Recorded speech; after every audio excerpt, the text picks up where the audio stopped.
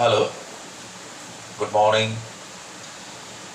আজকে আমরা physics class শুরু করব। তোমরা এই তো সবে মাধ্যমিক দিয়ে উচ্চ মাধ্যমিকে ভর্তি হয়েছ। মাধ্যমিকে তো শুধুই ফিজিক্যাল সায়েন্স পড়েছো, যেখানে ফিজিক্স এবং কেমিস্ট্রি খুব অল্প অল্প পড়েছো। কিন্তু এখন তোমরা উচ্চ মাধ্যমিকে আলাদাভাবে ফিজিক্স এবং কেমিস্ট্রি দুই তোমাদের পড়তে হবে, এবং বলা যেতে পারে বেশ অনেকটা বড় মাপেরই, অনেকখানি পড়তে হবে। তো স্বাভাবিকভাবেই আবার দেখবে এরকম একটা প্রচলিত গল্প একটা আছে, ফিজিক্স নাকি খুব শক্ত, ফিজিক্স নাকি খুব কঠিন। কিন্তু আমার মনে হয় এবং আমরা মনে করি ফিজিক্স কিন্তু কঠিন নয়। কঠিন তার কাছে যে ক্লাসগুলো ঠিকঠাক শোনে না, যে বিষয়টার ভেতরে ঢোকার চেষ্টা করে না, তার কাছে বিষয়টা অনেক কঠিন হয়ে যায়, জটিল হয়ে যায়। কিন্তু ফিজিক্স যদি একেবারে অভ্যন্তরে আমরা ঢুকতে পারি, তাহলে দেখব অত্যন্ত সরল, অত্যন্ত সহজ, অত্যন্ত সাধারণ একটা বিষয়।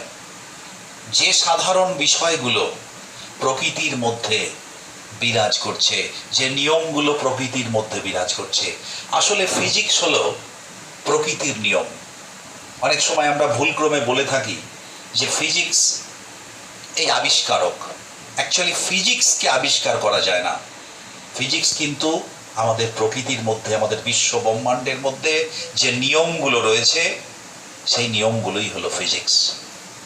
আমরা শুধু তাকে খুঁজে বার করছি, আর যত খুঁজে বার করছি তত আমাদের কাছে বিষয়গুলো আরো সহজ থেকে সহজতর দিকে, অর্থাৎ সমস্ত বিষয়গুলো একটা দিকে, একটা অভিমুখে, একটা জায়গায় চলে আসছে। তো যাই হোক, আমরা ফিজিক্সের আজকে প্রথম ক্লাসে আমরা যে বিষয়টা নিয়ে আমরা ভাবব, যে অ্যাকচুয়ালি ফিজিক্স পড়তে গেলে ম্যাথের অত্যন্ত প্রয়োজন। কারণ এটা বলা হয় যে mathematics is the finest language in the world. অর্থাৎ পৃথিবীর সব থেকে সুন্দরতম এবং সূক্ষ্মতম একটি ভাষা হচ্ছে ম্যাথ। তো স্বাভাবিকভাবে যে ম্যাথ, আমরা যে ভাষায় কথা বলি, আমরা ইংরেজিতে কথা বলি, বাংলায় কথা বলি, হিন্দিতে কথা বলি, যে কথা, যে ল্যাঙ্গুয়েজের মধ্য দিয়ে ফিজিক্সের যে অন্তর্নিহিত অর্থ প্রকাশ করা যায় না, তখন সেই সুন্দরতম সূক্ষ্মতম ভাষাটির আমাদের দরকার হয়, তার নাম হচ্ছে ম্যাথমেটিক্স। তো স্বাভাবিকভাবেই আমরা যেহেতু ফিজিক্স পড়ব, তাই ম্যাথামেটিক্সের ফিজিক্সের সেই সূক্ষ্মতম, প্রকৃতির সেই সূক্ষ্মতম জায়গার মধ্যে আমরা যাওয়ার চেষ্টা করব। স্বাভাবিকভাবেই এখানে আমাদের সেই সূক্ষ্মতম ভাষার আমাদের প্রয়োজন হবে, যার নাম হলো ম্যাথমেটিক্স। তো আমরা ফিজিক্স পড়ার জন্য, আমরা 11-12 হায়ার সেকেন্ডারি লেভেলের ফিজিক্স পড়ার জন্য আমরা বেসিক কিছু ম্যাথমেটিক্স, যদিও তোমাদের ম্যাথমেটিক্স সাবজেক্টটা অনেক গভীর, অনেক বিস্তারিত তোমরা পড়বে, কিন্তু আমরা আমাদের জাস্ট ফিজিক্সটাকে শুরু করার জন্য আমরা কিছু বেসিক ম্যাথমেটিক্স আমরা এখানে জেনে নেব, আমরা শিখে নেব। যেটা হচ্ছে যে আমাদের প্রথম থেকে, কারণ যদি আমরা ম্যাথগুলোকে না জানি, হয়তো কোয়ালিটেটিভলি বলা যেতে পারে অনেক বিষয়কে, কিন্তু সেই গভীরতম জায়গায়, সেই বোধ, সেই আন্ডারস্ট্যান্ডিং লেভেলে কিন্তু আমরা যেতে পারবো না। তো তাই আমাদের ম্যাথমেটিক্সের অত্যন্ত প্রয়োজন। তো আমি একবারে বেসিক লেভেল থেকেই শুরু করছি। তোমরা এ পর্যন্ত যা ম্যাথ পড়ে এসেছো, যা গণিত তোমরা পড়ে এসেছো, সেই গণিতের একবারে ভিত্তি জায়গা থেকে, একবারে বেসিক জায়গা থেকে আমরা শুরু করছি। দেখো, ফিজিক্স মানে তো বিজ্ঞান। বিজ্ঞান মানে সেখানে এক্সপেরিমেন্ট, মাপজোপ, এছাড়াও হচ্ছে তাত্ত্বিক আলোচনা। এই প্রত্যেকটা ক্ষেত্রে আমাদের কিন্তু ম্যাথ দরকার, পরিমাপ দরকার। তো পরিমাপ করতে গেলে আমরা দেখেছি, আমরা প্রকৃতিতে যে সমস্ত বিষয়গুলোর পরিমাপ করতে পারি, আমরা তাদের ভৌত রাশি বলি। এই ভৌত রাশিগুলি বা এই পরিমাপগুলি আমরা একটা রাশি বলি, তো এই রাশি হচ্ছে দু রকমের, প্রকৃতিতে দু রকমের রাশি রয়েছে। এই রাশিগুলোকে আমরা দু রকমের কি কি, এক হলো আমরা যদি এইভাবে লিখি ফিজিক্যাল কোয়ান্টিটি, দু রকমের, একটা হলো ভেরিয়েবল, আরেকটা হলো কনস্ট্যান্ট। অর্থাৎ ভেরিয়েবল মানে চলরাশি, বাংলায় যাকে বলা হয় চলরাশি। এগুলি হচ্ছে সময়ের সাথে অবস্থানের, অর্থাৎ বিভিন্ন অন্য রাশির সাথে এগুলো পরিবর্তনশীল, এগুলো পরিবর্তন হয়, সময়ের সাথে পরিবর্তন হয়, অবস্থানের সাথে পরিবর্তন হয়, ব্যক্তির সাপেক্ষে পরিবর্তন হয়, তাই এগুলোকে আমরা চলরাশি বলি। আর যেগুলোর কোনো পরিবর্তন হয় না, সব সময় একই থাকে, সেগুলোকে আমরা বলি কনস্ট্যান্ট বা ধ্রুবক রাশি। যেরকম ধ্রুবক রাশি তোমরা জানো, ইউনিভার্সাল গ্র্যাভিটেশনাল কনস্ট্যান্ট, মহাকর্ষীয় ধ্রুবক। যেমন তোমরা জানো পৃথিবীর হচ্ছে মহাকর্ষীয় অভিকর্ষজ ত্বরণ, যেরকম জানো তোমরা ইউনিভার্সাল গ্যাস কনস্ট্যান্ট ইত্যাদি, এগুলোর মানের কোনো পরিবর্তন হয় না। আর ভেরিয়েবল যার মানের পরিবর্তন হয়। অনেক রাশি রয়েছে, বিভিন্ন রকমের রাশি রয়েছে, সময় আছে, গতিবেগ আছে, দৈর্ঘ্য আছে, উষ্ণতা আছে ইত্যাদি। তো এই ভেরিয়েবলগুলোকে আমরা আবার দুভাগে ভাগ করতে পারি। এক তোমার ইন্ডিপেন্ডেন্ট ভেরিয়েবল, আর দুই হলো ডিপেন্ডেন্ট ভেরিয়েবল। তো আমরা ভেরিয়েবলকে দুভাগে ভাগ করে নিই। একটা হলো ইন্ডিপেন্ডেন্ট ভেরিয়েবল, আর একটা হচ্ছে ডিপেন্ডেন্ট ভেরিয়েবল।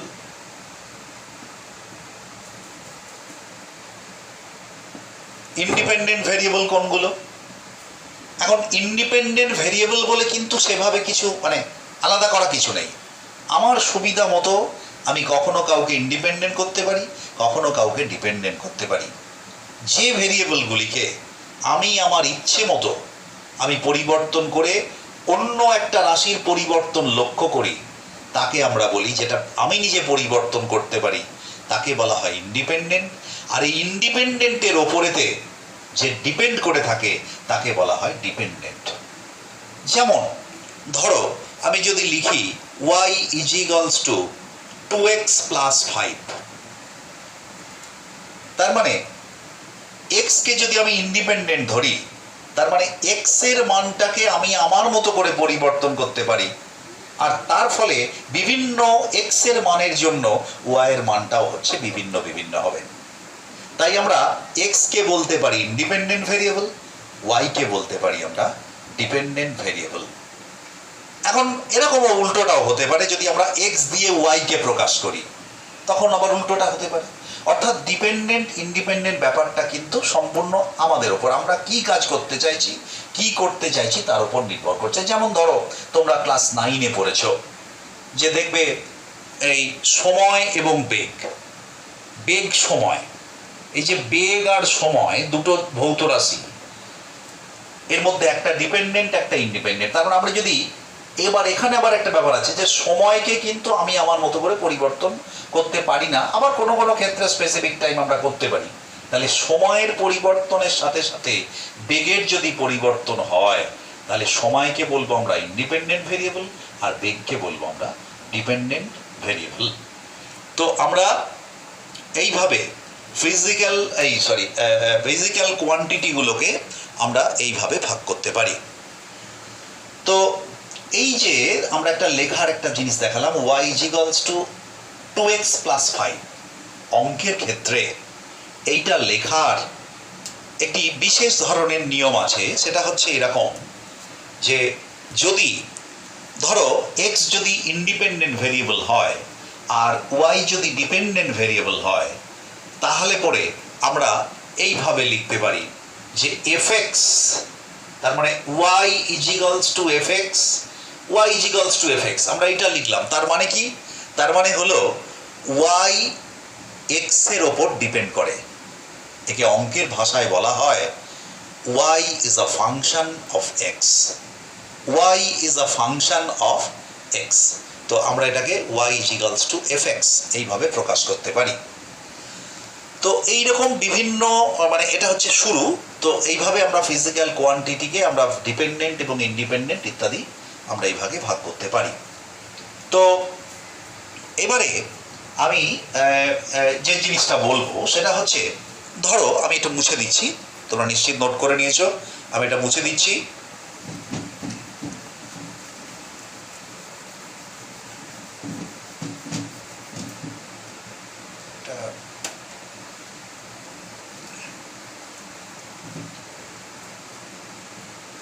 ধরো এরকম একটা ফাংশন থাকতে পারে, ধরো y is equals to fx, that is equal to ধরো ax square plus bx plus c। এই যে একটা ফাংশন আমি লিখলাম, এই ফাংশনটাকে আমরা দেখতে পাচ্ছি যে x হচ্ছে ইন্ডিপেন্ডেন্ট, y হচ্ছে ডিপেন্ডেন্ট। এখন x এর যে মানের জন্য y এর যে মান আমি পাবো, হতে পারে একাধিক মানের জন্য একাধিক মান তো পাবোই। তো এই যে x এর যে মান, অর্থাৎ যেই x এর মানের জন্য এই ফাংশনটা ভ্যালিড, x এর যে মানের জন্য fx ভ্যালিড হয়, সেই x এর মানগুলিকে বলা হয় ডোমেইন। সামগ্রিকভাবে একসঙ্গে কি বলা হয়? ডোমেইন। সামগ্রিকভাবে বলা হয় ডোমেইন।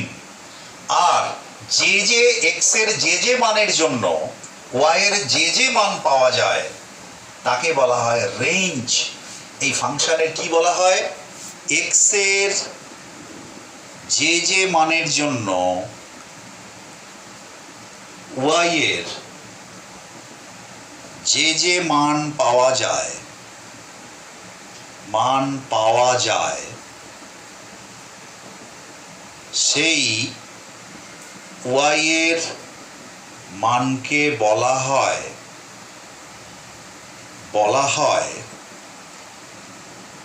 হয় রেঞ্জ। অর্থাৎ আমরা যদি বিষয়টাকে এরকম ভাবে ভাবি যে ফাংশন মানে বিভিন্ন ফাংশন, এটা তো আমি একটা ধরনের ফাংশন লিখছি, অনেক রকম এই এক্সপ্রেশনটা হতে পারে। তো ফাংশনটাকে যদি আমরা একটা মেশিন ভাবি, তাহলে ইনপুটটা হচ্ছে ইন্ডিপেন্ডেন্ট ভেরিয়েবল সেই মেশিনের, আর আউটপুটটা হচ্ছে ডিপেন্ডেন্ট ভেরিয়েবল। তাই আমি আবার একটু মুছে দিচ্ছি, এটা একটু শুকনো হলে এটা ভালো হতো।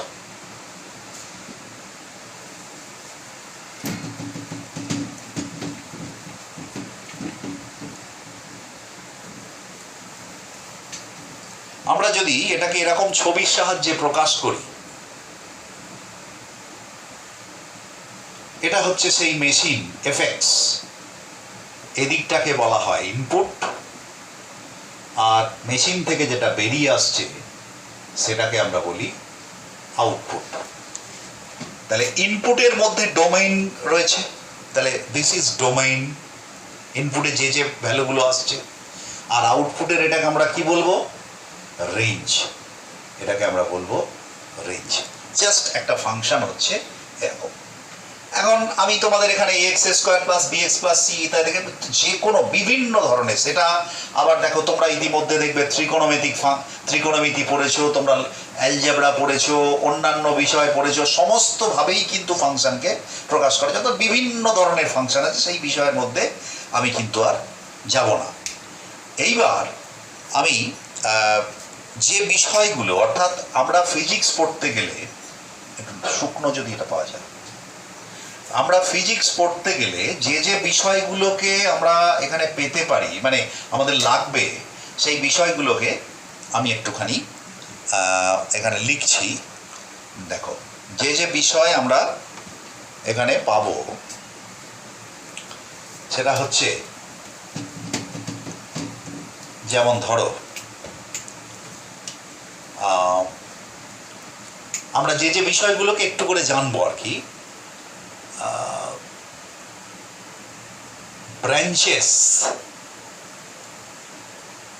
branches of math applied in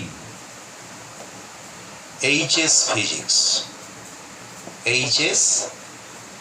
physics. Number 1, প্রথমেই তোমরা জানো অ্যালজেব্রা লাগবে। নাম্বার 2, কোঅর্ডিনেট জিওমেট্রি লাগবে। নাম্বার 3 হচ্ছে যে ত্রিকোণমিতি লাগবে। নাম্বার 4 তোমার হচ্ছে যে ক্যালকুলাস লাগবে, বা আমরা যদি আলাদা করে লিখি ডিফারেন্সিয়াল ক্যালকুলাস।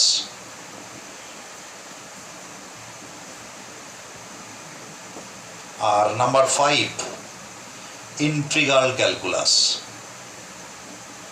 এই বিষয়গুলো আমার কিন্তু এখানে মোটামুটি আরও অনেক বিষয় আছে, তো এই বিষয়গুলো আমাদের এখানে লাগতে পারে। Algebra, coordinate geometry, trigonometry, differential calculus এবং ইন্টিগ্রাল ক্যালকুলাস। তো এছাড়াও আমরা আরেকটা বিষয় লিখতে পারি, সেটা হচ্ছে যে এইগুলোকে আবার রিয়েলিটিতে যখন আমরা রিপ্রেজেন্ট করবো একটা ফাংশনকে, সেটাকে আমরা গ্রাফিক্যালি রিপ্রেজেন্ট করবো, আমরা সেটা লাস্টে বলবো গ্রাফ। তো এই 6টা বিষয় আমরা একটু একটু করে জানবো।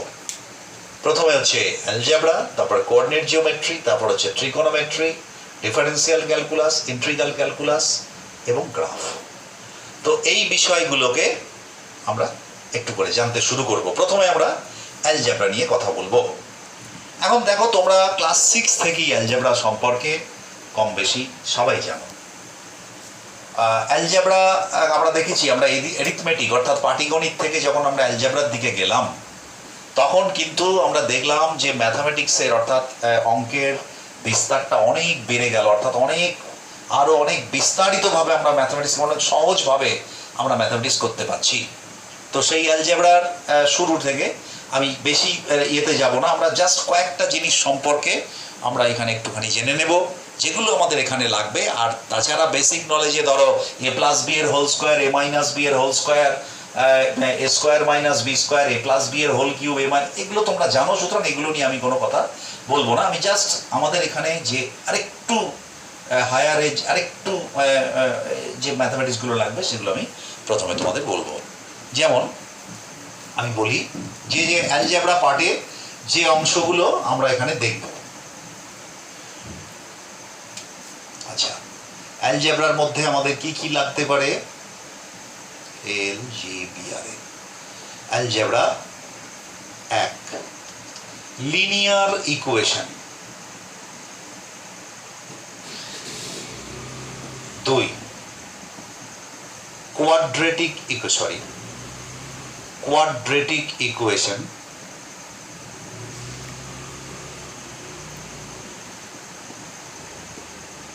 আর 3 হচ্ছে লগারিদম। আর 4 হচ্ছে বাইনোমিয়াল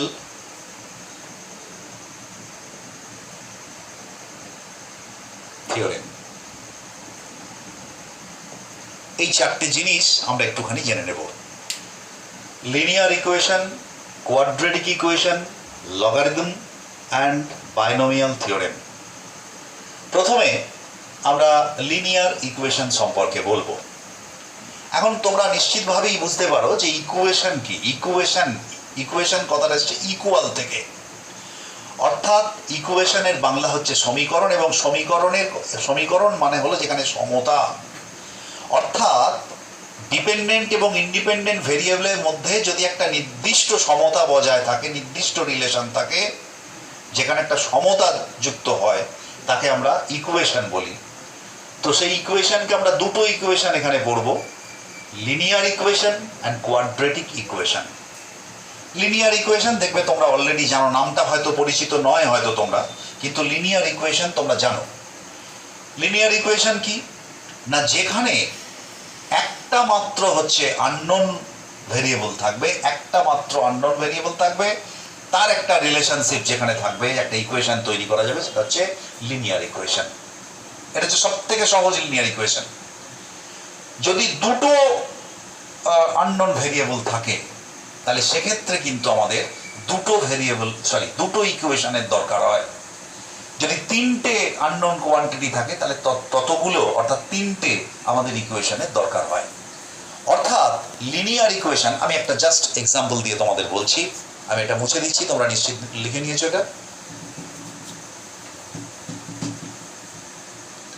সেটা হচ্ছে, ধরো এক্স যদি একটা আননোন কোয়ান্টিটি হয় তাহলে লিনিয়ার ইকুয়েশনকে আমরা সহজ একটা লিনিয়ার ইকুয়েশন লিখতে পারি 2x plus 5 is equals to 15. This is a linear equation, the easiest, the simplest linear equation. তো এখান থেকে আমরা x এর ভ্যালু কত তা কিন্তু আমরা সুনির্দিষ্টভাবে পেতে পারি। তো এটা আমরা একটা ইকুয়েশন থেকেই একটা আননোন কোয়ান্টিটি আমরা বার করতে পারি। কিন্তু ধরো যদি এক্স আর ওয়াই দুটো ভেরিয়েবল থাকে, দুটো আননোন থাকে, তাহলে সেক্ষেত্রে আমরা কি করতে হবে? ধরো একটা ইকুয়েশন আসতে পারে 2x plus y is equals to ধরো হচ্ছে যে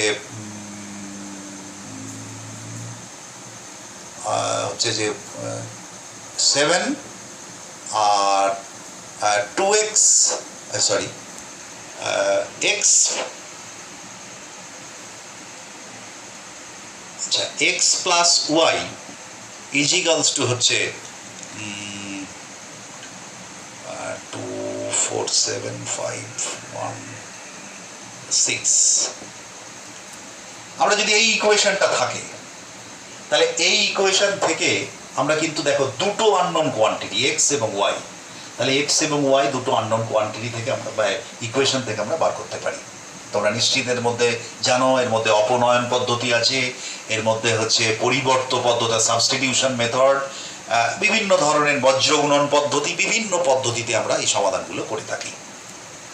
এখন প্রশ্ন হচ্ছে যে শুধু পিওর ম্যাথমেটিক্সে আমরা এরমভাবেই কথা বলি, কিন্তু যখনই আমরা ফিজিক্সের কথায় আসবো এই ইকুয়েশনটার প্রয়োজনীয়তা, ইকুয়েশনটাকে কেন লিনিয়ার ইকুয়েশন বলা হচ্ছে, লিনিয়ার কেন, এটা কি তোমরা কখনো ভেবেছো যে লিনিয়ার ইকুয়েশন কেন? না, তার কারণ একটু যদি খেয়াল করে তোমরা করে থাকো, তোমরা দেখবে 9 10-এ তোমরা গ্রাফ করেছো, এই ইকুয়েশনগুলোকে যখন আমরা গ্রাফিক্যালি প্লট করি, এই গ্রাফটা তোমরা জানো, তখন দেখবে এইগুলো এক একটা স্ট্রেট লাইন, এগুলো হচ্ছে এক একটা স্ট্রেট লাইন। তো এই স্ট্রেট লাইনটা এটা একটা স্ট্রেট লাইন, এটা স্ট্রেট লাইন।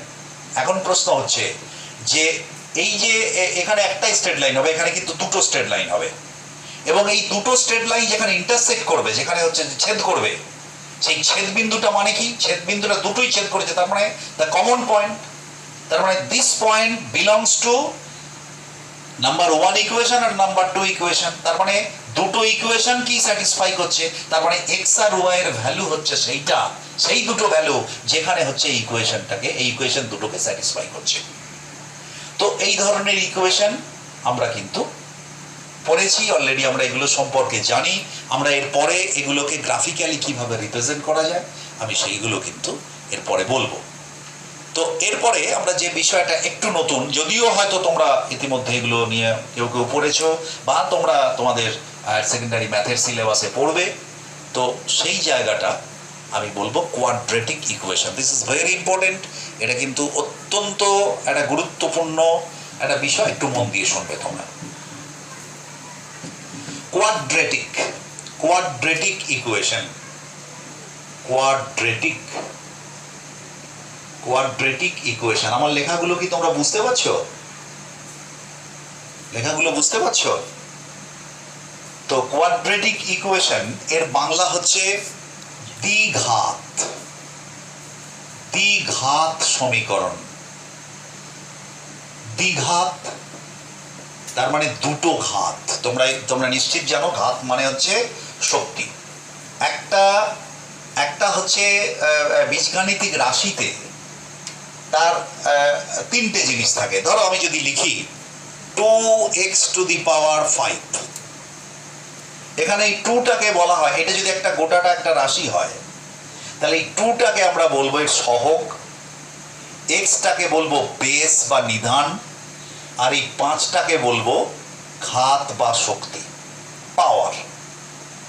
তো দ্বিঘাত, এখানে হচ্ছে দ্বিঘাত মানে দুটো ঘাত, যেমন এইখানে হচ্ছে ঘাত কত না 5, তাহলে পঞ্চঘাত এটা। তাহলে এখানে হচ্ছে দ্বিঘাত, দুটো, এমন একটা সমীকরণ যেখানে আননোন কোয়ান্টিটির ঘাত হবে 2, ম্যাক্সিমাম 2, তার নিচে হবে না, তো তাকে আমরা বলি দ্বিঘাত সমীকরণ। তো দ্বিঘাত সমীকরণের একটা মডেল বা একটা আদর্শ সমীকরণ কিরকম হতে পারে না, একটা আদর্শ সমীকরণ হতে পারে ax² plus bx plus c is equals to 0। এটা হচ্ছে একটা দ্বিঘাত সমীকরণের আদর্শ রূপ। এটা হচ্ছে একটা দ্বিঘাত সমীকরণের আদর্শ রূপ। তো এটা দ্বিঘাত কি করে থাকবে? এটা দ্বিঘাত থাকার একটাই শর্ত হচ্ছে a নট ইকুয়াল টু 0। এ যদি 0 হয়ে যায় তাহলে কিন্তু এই দ্বিঘাত টার্মটা থাকবে না। কারণ দেখো এখানে লক্ষ্য করে, এই c হচ্ছে পিওরলি এ কনস্ট্যান্ট, b হচ্ছে x এর সহগ, এর পাওয়ার হচ্ছে 1, আর a হচ্ছে x² এর সহগ, এর পাওয়ার হচ্ছে 2। তার মানে এখানে এই ইকুয়েশনের সর্বোচ্চ পাওয়ার হচ্ছে 2। এই সেই জন্যেই এটা দ্বিঘাত, এটাই সেইটাকে ক্যারি করছে যে এটাকে দ্বিঘাত বোঝাতে এই টার্মটা যদি না থাকে তাহলে কিন্তু এটা দ্বিঘাত হবে না। তাহলে স্বাভাবিকভাবেই এ যদি 0 হয়ে যায় তাহলে এই টার্মটা থাকবে না, তাহলে সুতরাং এটা কিন্তু লিনিয়ার ইকুয়েশনে পরিণত হয়ে যাবে।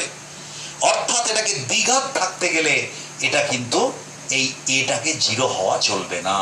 তার মানে ax² plus bx plus c is equals to 0 একটি দ্বিঘাত সমীকরণ, শর্ত হলো a নট ইকুয়াল টু 0।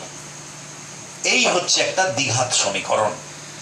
এখন স্বাভাবিকভাবেই বুঝতে পারছো যে এইটাকে যদি আমরা সমাধান করি, এখানে কিন্তু আননোন কোয়ান্টিটি একটাই x, স্বাভাবিকভাবেই এটা একটা ইকুয়েশনই যথেষ্ট সমাধান করার জন্য।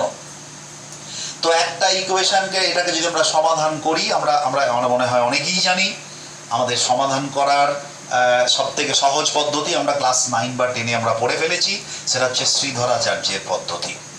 অর্থাৎ শ্রীধরাচার্যের পদ্ধতিতে এখানে কিন্তু আমরা x এর মানটা অত্যন্ত সহজে কিন্তু বার করতে পারি।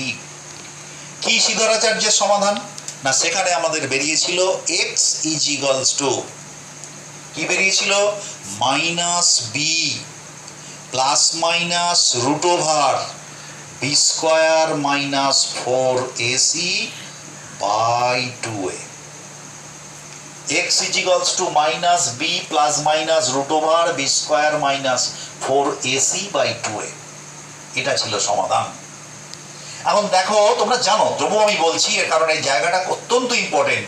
এখানে লক্ষ্য করো, প্লাস মাইনাস একসঙ্গে তো ব্যবহৃত হতে পারে না, তাই হয় প্লাস হবে কোনো ক্ষেত্রে, না হলে মাইনাস হবে। তাই আমরা বলতে পারি যে এখানে আসলে x এর মান বেরিয়েছে দুটো। কি কি? একটা x এর মান, তাকে যদি আমরা x1 বলি, x1 is equals to -b plus root over b² minus 4ac by 2a। আরেকটা মান হলো x2 সমান -b minus root over b² minus 4ac by 2a। তাহলে এই যে সমীকরণ, অর্থাৎ এই যে দ্বিঘাত সমীকরণ ax² plus bx plus c is equals to 0, এই দ্বিঘাত সমীকরণে যেহেতু আননোন কোয়ান্টিটি একটা, তাই জন্য এখানে x হচ্ছে একটা, তাই একটা সমীকরণ থেকেই সমাধান পাওয়া সম্ভব। কিন্তু এখানে ভ্যালু আসছে দুটো, অর্থাৎ আইদার দিস অর দিস। এখন স্বাভাবিকভাবেই মনে হতেই পারে তোমাদের যেটা আবার কিরকম ব্যাপার, একটাই রাশি তার দুটো মান কি করে হয়। এইটাই হচ্ছে ফিজিক্স। তুমি ম্যাথামেটিক্যালি এটা পড়েছো, তোমরা সবাই জানো যে এক্স এর মান এরকম দুটো হতে পারে। এই দুটোকে আমরা বলি এই সমীকরণের দুটো বীজ বা রুট। এবার দুটো মানে কি ফিজিক্যালি যদি আমরা, কারণ ফিজিক্সে আমরা ফিজিক্যাল ব্যাপারটা নিয়েই তো আলোচনা করব, তাহলে এই দুটো ভ্যালুর অর্থ কি আমরা যদি একটা ছোট্ট এক্সাম্পল নিই, একটু ভেবে দেখো। একটা ঢিলকে আমি সোজা উপর দিকে ছুড়লাম, ধরো সেই ঢিলটাকে আমি বললাম 10 ফুট উচ্চতায় এই ঢিলটা কখন পৌঁছাবে? তুমি সমাধান যখন করতে যাবে ইকুয়েশনটা করতে গিয়ে, তখন দেখবে টি এর ভ্যালু আসবে দুটো, টি এর ভ্যালু আসবে দুটো। তুমি কি করে হয় না দুটো ভ্যালু? আমি বলছি একটা ঢিলকে সোজা ওপর দিকে আমি ভার্টিক্যালি একদম উল্লম্বভাবে ছুড়লাম, 10 ফুট উচ্চতায় ঢিলটি কখন পৌঁছাবে? উত্তর আসছে টি এর মান দুটো। কেন দুটো? যাবার সময় একবার 10 ফুট দূরত্বকে অতিক্রম করবে, শেষ পর্যন্ত গিয়ে ঢিলটা পৌঁছাবে, আবার ফেরার সময়ও তো ওখানটায় পৌঁছাবে। তাহলে 10 ফুট দূরত্বে দুবার আসছে ঢিলটা, তাই টাইমের ভ্যালু দুটো। তাই এইরকম একটা সমীকরণ আসবে এবং সেই সমীকরণের সমাধান থেকে আমরা এইরকম এক্স এর মান দুটো পাবো, মানে টি এর মান আননোন কোয়ান্টিটি আমরা দুটো পাবো। সুতরাং দ্বিঘাত সমীকরণের যে প্রয়োজনীয়তা, সেই প্রয়োজনীয়তা কিন্তু খুব বেশি। তো এখানে এই দ্বিঘাত সমীকরণের ক্ষেত্রে আমি আরো দু একটা জিনিস জাস্ট এটা তো মনে রাখতেই হবে, এবং আরো দু একটা জিনিস আমি একটুখানি বলে দিই, যেটা তোমাদের অঙ্ক করার মানে সহজ করার জন্য, সহজে অঙ্ক করার জন্য, নিউমেরিক্যাল করার জন্য তোমাদের হচ্ছে লাগতে পারে। তো আমি দু একটা জিনিস একটু বলে দিই।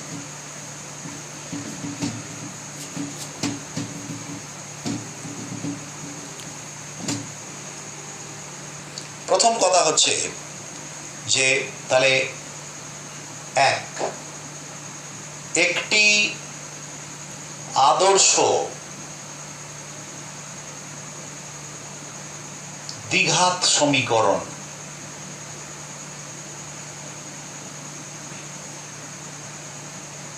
কি ax square plus bx plus c is equals two 0, শর্ত হলো a not equal to 0। Number 2, সমীকরণের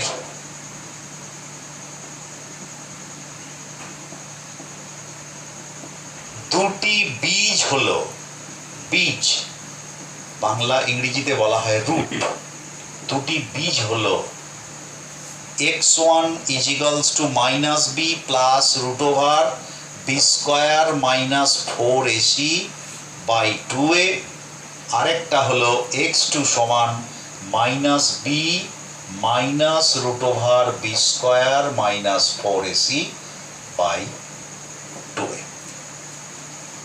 3 নম্বর পয়েন্ট, আমরা যদি একটুখানি লক্ষ্য করে দেখি, আমরা এই যে বীজ দুটো এদের যদি যোগ করি, দেখো তো কত হয়। তার মানে আমরা যদি এটা যোগ করি তাহলে হবে x1 বীজদ্বয়ের যোগফল, বীজদ্বয়ের সমষ্টি। বীজদ্বয়ের সমষ্টি কি হতে পারে? x1 plus x2। তাহলে আমি যদি এই দুটো যোগ করে দিই, আমি কি করবো, আমি কেটে মানে হয়ে যাবে, আমি মানে স্টেপ জাম্প করে করছি, হবে এখানে এইটা প্লাস এইটা, তার মানে 2a যদি লসাগু করা হয় ওপরটা প্লাস হয়ে যাবে, তার মানে অ্যাকচুয়ালি এইটার এইটা কেটে যাবে, রুটের ভেতর যেটা আছে কেটে যাবে, তার মানে থাকবে মাইনাস বি বাই এ। আমরা যদি বীজদ্বয়ের সমষ্টি বার করি তাহলে বেরোবে মাইনাস বি বাই এ। আমরা যদি বীজ দুটোকে গুণ করি, 4 নম্বর, আমরা বীজ দুটোকে যদি গুণ করি, বীজদ্বয়ের গুণফল x1 x2 সমান, আমরা দেখো গুণ করলে হবে c বাই a। তুমি এটা গুণ করে দেখো, আমি আর গুণটা করছি না কারণ এমনিও বোর্ডটা ছোট, তারপরে হচ্ছে যে সময়টা হয়তো কি হবে, আমি তোমাদের এগুলো টাস্ক হিসাবেই দিচ্ছি, আমি জাস্ট এগুলোকে লিখছি, এগুলো তোমরা বাড়িতে দেখবে যে এই x1 এবং x2 গুণ করলে কি হয়, এবং এটাই পাবে। যদি অসুবিধা হয় পরে আমরা ইন্টারাকশন ক্লাসে আমরা এই বিষয়টাকে হচ্ছে আমরা করব। এবার এইখানে আরেকটা জিনিস একটু বোঝার আছে, সেটা হচ্ছে এই যে লক্ষ্য করো, এই যে দুটো বীজ, এই দুটো বীজের এদের প্রকৃতি কেমন হবে সেটা কিন্তু নির্ভর করছে এই রুটের ভেতরে যে অংশটা রয়েছে তার উপর। তুমি লক্ষ্য করে দেখো, যদি মনে করো, আমি যদি এখানে আমি এটা মুছে দিচ্ছি, এটা মুছে দিচ্ছি।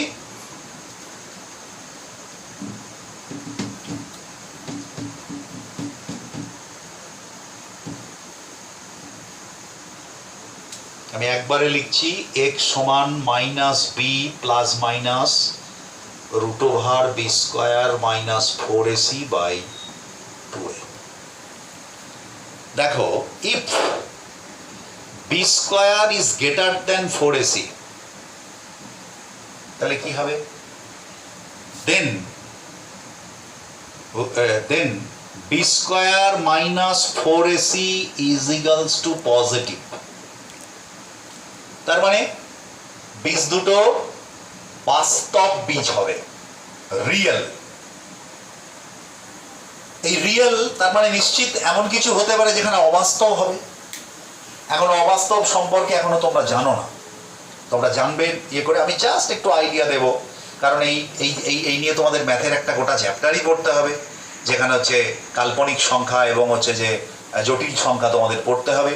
তো আমি জাস্ট এই আইডিয়াটা দিচ্ছি যে যদি b square is greater than 4ac হয়, অর্থাৎ তার মানে b square is than b square minus 4ac positive হয়, then the roots are real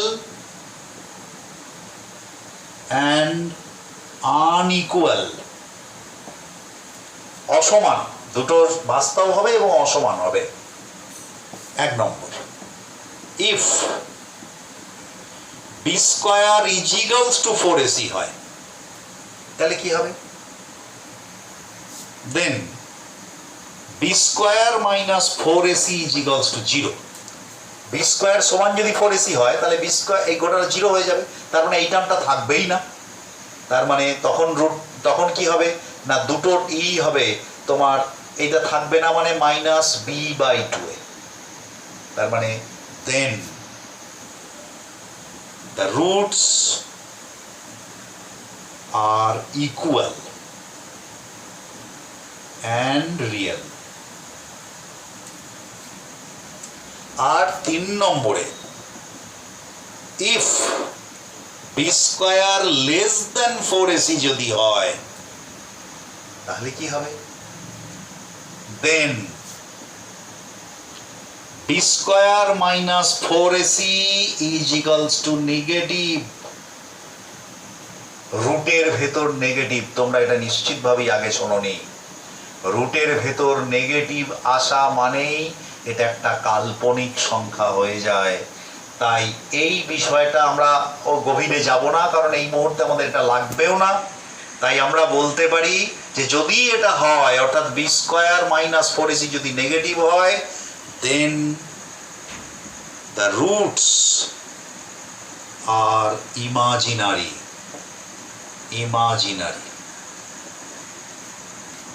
এই হচ্ছে তোমার কি বলে কোয়াড্রেটিক ইকুয়েশনের ব্যাপার স্যাপার। তো এইগুলো আমরা একটুখানি জানবো। তো স্বাভাবিকভাবেই বুঝতে পারছো যে একটা কোয়াড্রেটিক ইকুয়েশনে তোমার এই যে অংশটা, অর্থাৎ এই রুটের ভেতরে যে বি স্কোয়ার মাইনাস 4ac, এই অংশটার গুরুত্ব অত্যন্ত বেশি। তাই এইটাকে আমরা বলে থাকি নিরূপক। অর্থাৎ রুটের প্রকৃতি কেমন হবে তার নিরূপণ করে এই অংশটি, ডিসক্রিমিন্যান্ট বলা হয়, নিরূপক। তো এই অংশটা খুব গুরুত্বপূর্ণ। তো কোয়াড্রেটিক ইকুয়েশন সম্পর্কে আমাদের একটা সাধারণ যে ধারণা, সেই সাধারণ ধারণা আমরা এখানে করলাম। এরপরে আমরা যে দ্বিতীয় বিষয়টাতে আসবো, তাহলে লিনিয়ার ইকুয়েশন এলো, কোয়াড্রেটিক ইকুয়েশন এলো, এরপরে আমরা আসবো মোস্ট প্রবাবলি আমরা লিখেছিলাম লগারিদম। তো আমরা সেই কনসেপ্টে একটুখানি আসবো, আমি এটা মুছে দিচ্ছি।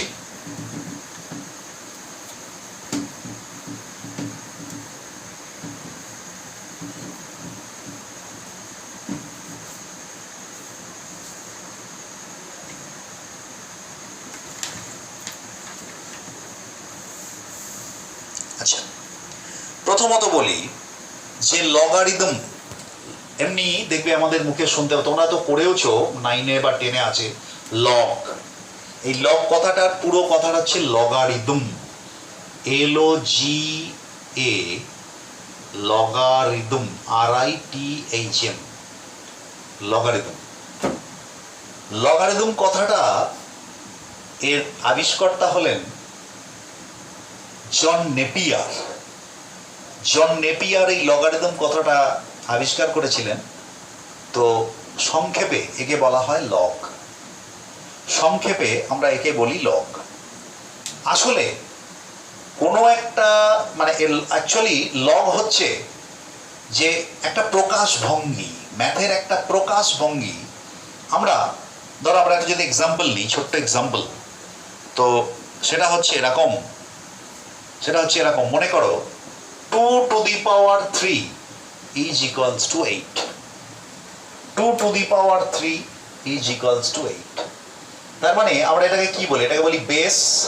এই নাম্বারে 2 বেসের ওপর পাওয়ার হচ্ছে 3 is equals to 8, এই সংখ্যাটা পাওয়া গেছে। তো স্বাভাবিকভাবেই আমরা যদি বলি যে পাওয়ারটা দিয়ে বাকিটাকে প্রকাশ করতে, অর্থাৎ 3 সঙ্গে এদের কি রিলেশন, আমরা দেখতে পাচ্ছি 2 to the power 3 is equals to 8। আমি যদি জিজ্ঞেস করি যে what is 3 is equals to, এদের সঙ্গে কিভাবে লিখব, এই লেখার যে পদ্ধতি, সেই পদ্ধতিটা হলো log 8 at the base 2। 3 is equals to 3 is the log 8, মানে 8 এর লগ। 3 হলো 8 এর লগ 2 বেসের ওপর, এইটাকে বলা হয় লগের বেস, এইটাকে বলা হয় লগের বেস। তো এখন এই যে লগের বেসের ওপর নির্ভর করে আমরা কিন্তু লগকে আবার দুভাগে ভাগ করতে পারি। কিরকম? সেটা হচ্ছে যে যদি লগের বেস, সাধারণত লগ যে কোনো বেসের হতে পারে, যে কোনো বেসের লগ হতে পারে, তার দুটো লগের ইউজ অত্যন্ত বেশি। একটা হচ্ছে লগ অফ 10 বেস আর log of e base. E is a constant, exponential constant, বা একে অনেক সময় বলা হয় অয়েলার কনস্ট্যান্ট, সায়েন্টিস্ট অয়েলারের নাম অনুসারে EULER, Euler constant or exponential constant, exponential constant, Euler constant or exponential constant, log of 10 base আর log of e base। এখন আমি প্রথম 10 বেসটা বলি, যে log of 10 বেস মানে যে লগের বেস হচ্ছে 10, সেই লগকে আমরা বলি কমন লগ, আমরা বলি কমন লগ বা কমন লগারিদম। কমন লগারিদম যার বেস হচ্ছে 10 বেসের লগ, একে আমরা LOG এই কথাটাই ব্যবহার করি, এই লগকে বোঝানোর জন্য LOG ব্যবহার করি, তার মানে 10 বেস লগ। আর যদি লগের বেস ই হয়, তখন সেই লগকে আমরা বলি ন্যাচারাল লগারিদম, ন্যাচারাল লগারিদম। একে আমরা ln দিয়ে প্রকাশ করি, ln, অথবা এরম ভাবেও প্রকাশ করা যেতে পারে লগ ই বেস লিখে দিতে হবে এখানে, ln বা লগ ই বেস। তার মানে লগের লগ 10 বেস এবং লগ ই বেস, লগ 10 বেসকে আমরা বলি হচ্ছে যে কমন লগারিদম, আর ই বেস লগকে আমরা বলি হচ্ছে যে ন্যাচারাল লগারিদম। প্রপার্টি সেম, দুজনেরই প্রপার্টি হচ্ছে সেম, ম্যাথামেটিক্যাল প্রপার্টি হচ্ছে সেম, কিন্তু এদের ভ্যালুর দিক থেকে, ম্যাগনিটিউডের দিক থেকে তফাৎ আছে। তো আমি সেই রিলেশনে আমরা আসতে পারি।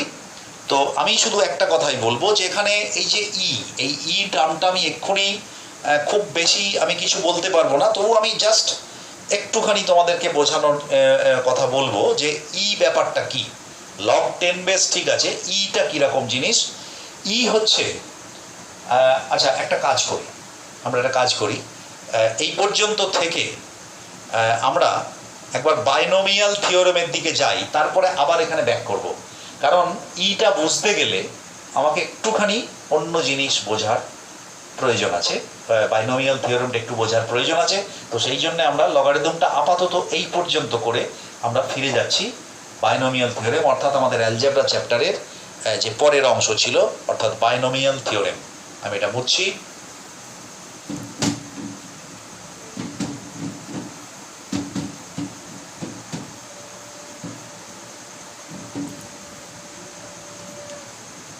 বাইনোমিয়াল থিওরেম,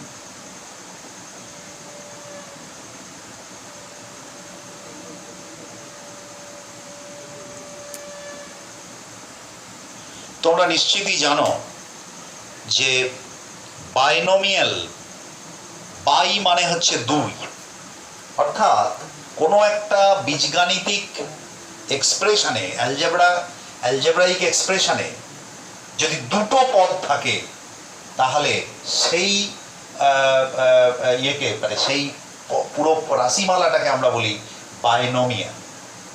বাইনোমিয়াল মানে দুটো পদ যুক্ত রাশি, যেমন এক্স প্লাস ওয়াই, কিংবা এ প্লাস বি, কিংবা 2x প্লাস 1, কিংবা 2x প্লাস 3y, এই সমস্তগুলোই হচ্ছে বাইনোমিয়াল এক্সপ্রেশন।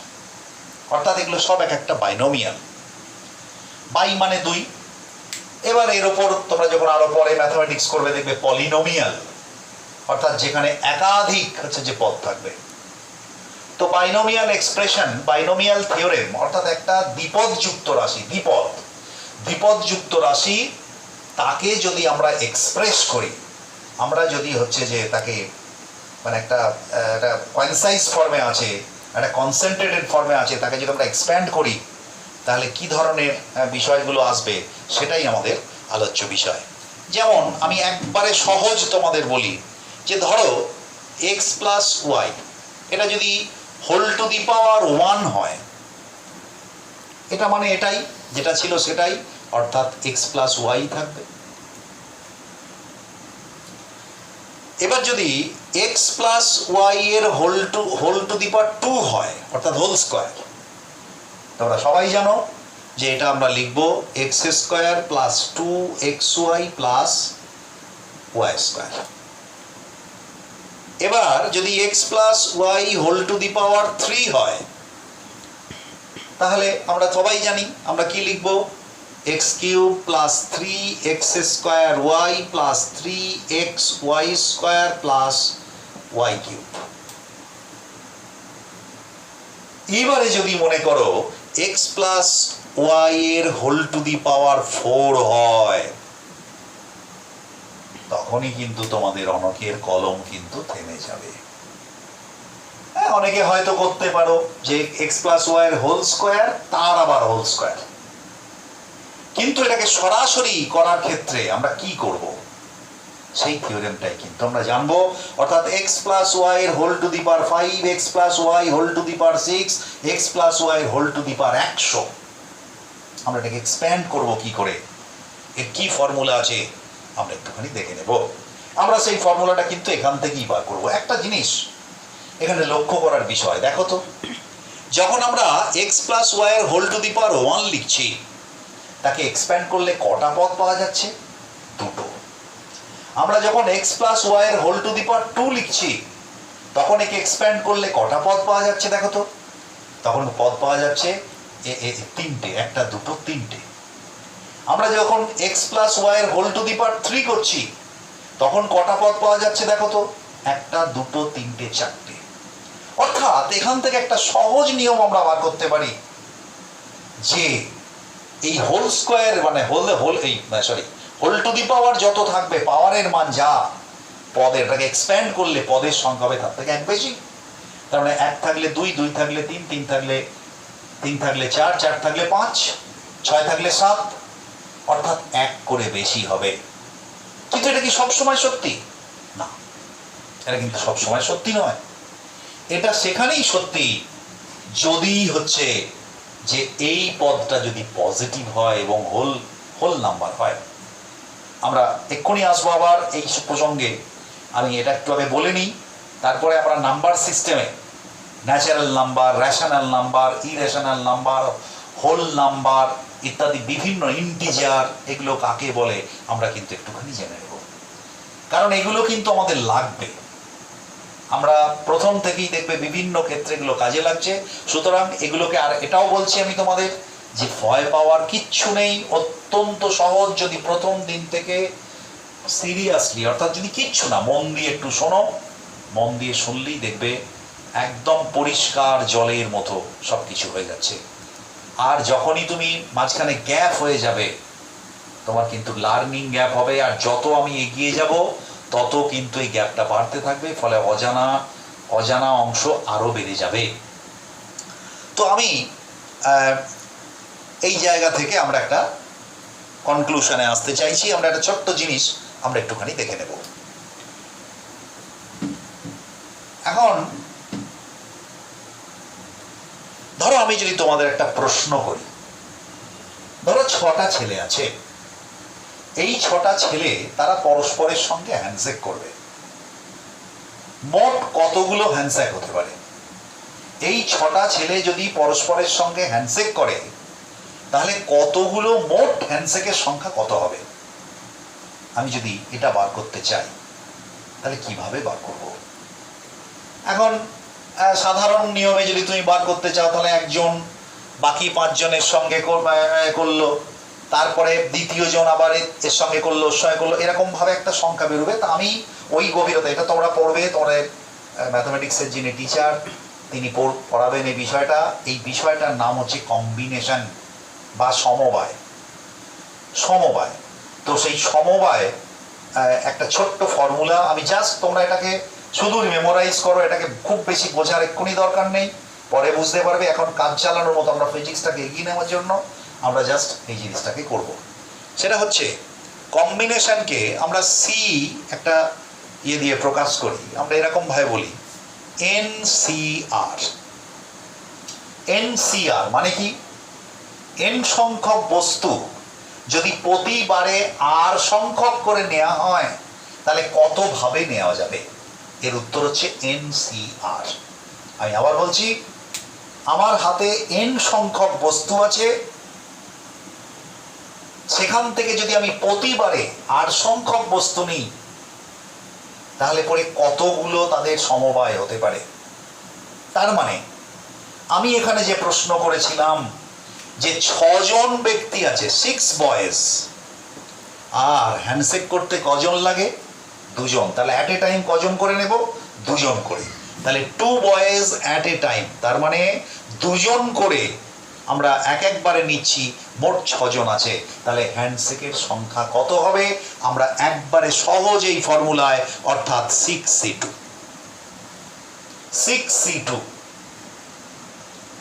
এবারে তুমি হয়তো ভাবতে পারো যে স্যার এটা আবার কিরকম হলো, 6C2 আবার কি? হ্যাঁ, এটাকে আমরা একটুখানি ভেঙে দেব। কিরকম না, সেটা হচ্ছে 6, আমি এটা বলছি, এটা জাস্ট মেমোরাইজ করো, মনে রাখো, পরে আরো ভালো করে জানবে। 6 আমরা এটাকে এইভাবে ফর্মুলায় ভাঙতে পারি। এইটা একটা চিহ্ন আমি একটু বলি, 6 এই যে একটা বিস্ময়সূচক চিহ্নের মতো একটা দিলাম, এটাকে বলা হয় ফ্যাক্টোরিয়াল। এটা আরেক ভাবেও প্রকাশ করা যায়, এরকম ভাবে, এটাও ফ্যাক্টোরিয়াল। তারপরে এটাকে বলবো ফ্যাক্টোরিয়াল 6, বা এটাকে বলবো আমরা ফ্যাক্টোরিয়াল 6। তাহলে factorial 6 by factorial 6 minus 2 into factorial 2, বা তুমি এটা, আমি যখন এরকম ভাবে লিখছি পুরোটা এরকম লিখছি, তাহলে factorial 6 by factorial 6 minus 4 into factorial 2, মানে এটা। তার মানে NCR এর ফর্মুলাটা কি না, NCR মানে হলো factorial n by factorial n minus r into factorial r, factorial n by factorial n minus r into factorial r. তো এখন তাহলে এটা আমরা যদি করি তাহলে এটা কি হবে, ফ্যাক্টোরিয়াল 6ই থাকলো, ফ্যাক্টোরিয়াল 4 মাইনাস 2 মানে 4, এই 6 মাইনাস 2 আর এটা হচ্ছে 2। এখন ফ্যাক্টোরিয়াল 6 মানে কি, মানে ফ্যাক্টোরিয়াল মানেটা কি, ধরো ফ্যাক্টোরিয়াল 6 তার মানে কি, তার মানে 6 into 5 into 4 into 3 into 2 into 1, এটা মানে ফ্যাক্টোরিয়াল 6। তাহলে পরে এখানে আমরা যদি এটা লিখি তাহলে ফ্যাক্টোরিয়াল 6 মানে 6 into 5 into 4 into 3 into 2 into 1। Factorial 4 মানে কি 4 ইন্টু 3 ইন্টু 2 ইন্টু 1। ফ্যাক্টোরিয়াল 2 মানে কি 2 ইন্টু 1। তাহলে কি দাঁড়ালো দেখো, 2 1 2 1 3 3 4 4, এখানে একটা 2 পড়ে রইল, তার মানে 30 by 2 that is equal to 15।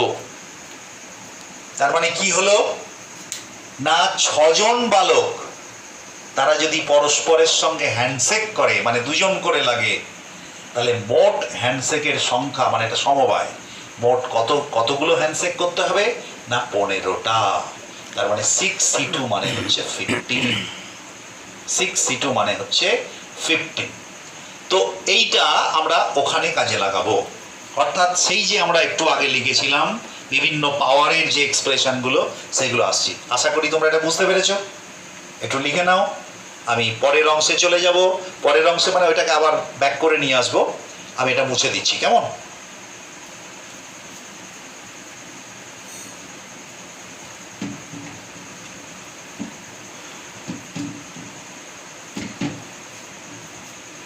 দেখো, তাহলে প্রথমে আমরা বলেছিলাম x প্লাস ওয়াই এর হোল স্কোয়ার। এখানে আমরা যেহেতু ফর্মুলাটা জানি আমরা লিখছি, দেখো x square plus 2xy plus y square. একটু আগে আমি বলেছিলাম যে পাওয়ারে যা থাকবে পদের সংখ্যা হবে তার থেকে 1 বেশি, নিশ্চিত এটা ঠিক আছে। আরেকটা জিনিস লক্ষণীয় এখানে দেখো, এখানে দেখো ম্যাক্সিমাম পাওয়ার হোল স্কোয়ারের পাওয়ারটা কত 2, তার প্রথম পদে এই যে দ্বিপদ তার প্রথম পদটা হাইয়েস্ট পাওয়ার নিয়ে আসবে, অর্থাৎ এক্স স্কোয়ার। এবার কি হবে, এখানে যেমন একটা 2 সহগ এসছে, আর এখানে এক্স এর পাওয়ার কত 1, ওয়াই এর পাওয়ার 1, তার মানে পরের পদে এক্স এর পাওয়ার 2 ছিল 1 হয়ে গেল, অর্থাৎ পাওয়ার কমে গেল, 1 কমে গেল। আর এখানে ওয়াই এর পাওয়ার ছিল না, তোমরা নিশ্চিতই জানো ছিল না, মানে ওয়াই এর পাওয়ার ছিল না মানে কত ছিল, 0 ছিল। তার মানে আমরা এখানে লিখতে পারি y টু দি পাওয়ার 0। এবার 0 থেকে y এর পাওয়ার কত হলো, 1 বাড়লো। তারপরে কি হলো, তারপর এখানে সহগ আছে 1, এখানেও সহগ 1। তো এখানে তোমার কি দেখতে পাচ্ছ না, x এর পাওয়ারটা ছিল 1, তা থেকে 1 কমে গেল, তাহলে কত হলো x টু দি পাওয়ার 0, আর y এর পাওয়ার বাড়ছে, y এর পাওয়ার হচ্ছে স্কয়ার, মানে 1 থেকে 2 হলো। অর্থাৎ এখানে দুটো বৈশিষ্ট্য ফুটে উঠছে। প্রথমত, যত এখানে পাওয়ার থাকবে পদের সংখ্যা হবে তার থেকে 1 বেশি, আর এই দ্বিপদের প্রথম পদটা হাইয়েস্ট পাওয়ার থেকে শুরু করে আস্তে আস্তে 1 1 করে প্রতি পদে 1 করে করে পাওয়ার কমবে, আর দ্বিপদের দ্বিতীয়টার পাওয়ার আস্তে আস্তে বাড়বে, এবং শেষের জায়গায় কি হবে, শেষ পদটা হবে এর পাওয়ারটা হয়ে যাবে 0 আর এর পাওয়ারটা হয়ে যাবে এইটা, অর্থাৎ ম্যাক্সিমাম। প্রথম পদে ছিল এর পাওয়ারটা ম্যাক্সিমাম, এর পাওয়ারটা 0, আর লাস্ট পদে হবে এর পাওয়ারটা 0, এর পাওয়ারটা ম্যাক্সিমাম। লক্ষ্য করো, x প্লাস 3 এর হোল কিউব যদি লিখি তাহলে কি হবে, আমি আসছি পরে, আমি এই নিয়ম, এই যে দুটো নিয়ম আমি বার করলাম এখানে মিলছে কিনা। x cube plus 3x square y plus 3x square xy square plus y cube. প্রথম পাওয়ারগুলো একটু খেয়াল করো তো, এখানে প্রথম পদে দেখো এর হাইয়েস্ট পাওয়ার কত 3, প্রথম পদের x কিউব, তাহলে ওয়াই এর পাওয়ার কত ছিল, নিশ্চিতভাবেই 0 ছিল। 0 ছিল বলে লিখিনি, কারণ যে কোনো ভেরিয়েবলের উপর যদি আমরা পাওয়ার 0 করে দিই তাহলে সেটা 1 হয়ে যায়, সেজন্য লেখা হয়নি এটা। কিন্তু আমি যদি লিখি তাহলে x কিউব। এবার লক্ষ্য করো, আমি সহগগুলোর কথা এখন বাদ দিচ্ছি। এবার লক্ষ্য করো, x এর পাওয়ার ছিল 3, এখানে কত হলো 2, 1 কমে গেল। এর পাওয়ার ছিল এখানে 0, এখানে কত হলো 1, তাহলে x এর পাওয়ার 1 কমলো, y এর পাওয়ার 1 বাড়লো।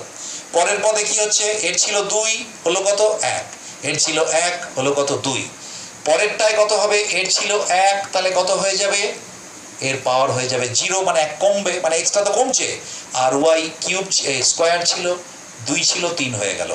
তার মানে দেখো আমি যে দুটো নিয়মের কথা বলেছি সেই দুটো নিয়ম এখানে কিন্তু এইভাবে চলছে। এইবারে এসো এই সহগগুলো আমি কি করে বার করব।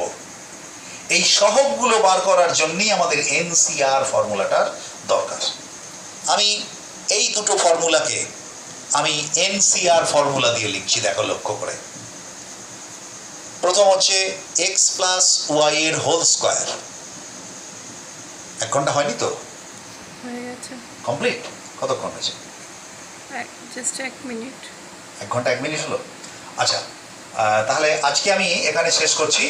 আমরা পরের ক্লাসে আমরা জাস্ট এর পরের ক্লাসেই আমরা এই বিষয়টাকে পুরো ডিটেলিং করব। পরের ক্লাস তোমাদের যেটা আছে সেটা হবে। আমি এখন এখানে শেষ করছি। ওকে।